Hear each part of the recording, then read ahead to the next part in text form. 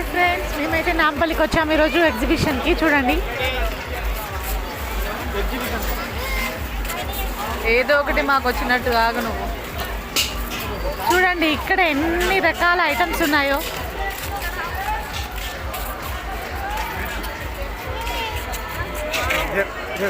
ఇవి makeup products.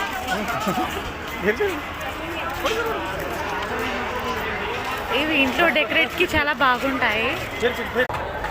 చిన్నపిల్లలకి chocolates. ఇవి తెలుసు కదా మీకు, చెకోడీలు అంటాం.